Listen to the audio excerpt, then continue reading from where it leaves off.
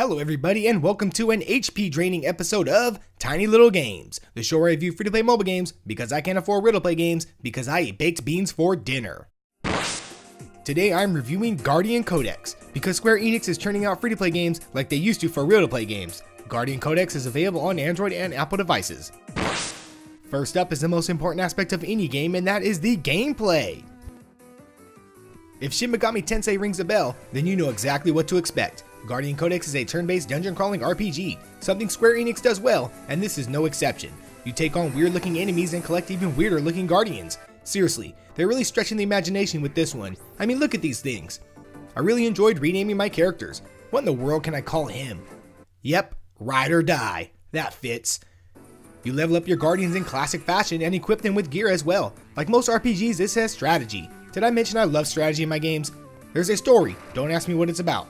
You unlock more crazy thingamajigs for more dungeon fun. Guardians have special abilities that can only be used if you've been attacked so many times. And as the game progresses, you will be hit a lot as the difficulty ramps up with each dungeon. Boss battles are challenging enough and satisfying to take down. You can even take them down with real people for a fun multiplayer twist. You merge guardians, you earn loot, you do quests, you do all the things you do in these free-to-play RPGs. Altogether, the game is surprisingly fun. If only the load times weren't atrocious or the bugs didn't make me want to throw my phone. Sometimes sound cuts out randomly. Because of this, it seems that maintenance happens often, leaving you wonder if your mobile device is a guardian and the game is one of those weird enemies. Besides the annoying bugs, I have been addictively leveling up my guardians, giving me a sense of old-school RPG goodness. Up next is the graphics. OMG, look at those graphics! Okay, I pulled that one before. Anyway, the way you randomly receive guardians seems to transfer over to the graphics. It's a mixed bag here. The background textures resemble late PlayStation 1 days, and the character models look like a PS2 and a Vita did a mind meld. Yet with that said, the graphics blend well for this game. With so many different character types, I'm surprised they fit so much detail into them. I get eager to see what weird and outrageous creature ends up on my screen next. The menu screen is crisp and clean, even if it does move at a snail's pace. Though the textures may confuse my eyeballs, I feel the graphics do what they need to. Just realize the developers use some strategy to get them. Get it? Because it's a strategy game?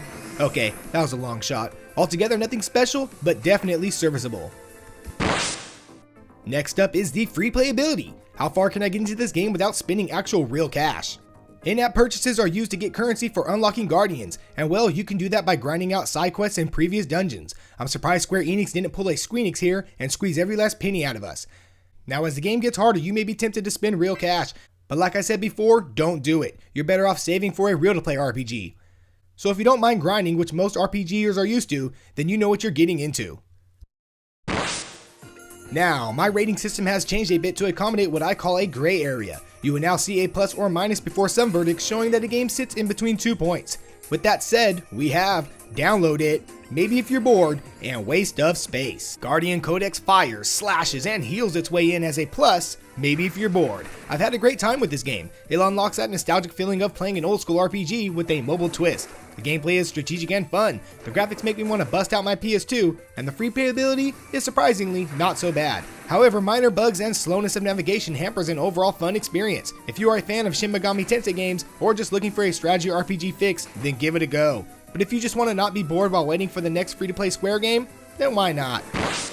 As always, thank you for watching Tiny Little Games, the show where I review, well, tiny little games. Please like and subscribe if you want to see more of these videos, and share if you want others to experience my content. Time for me to go eat some baked beans now.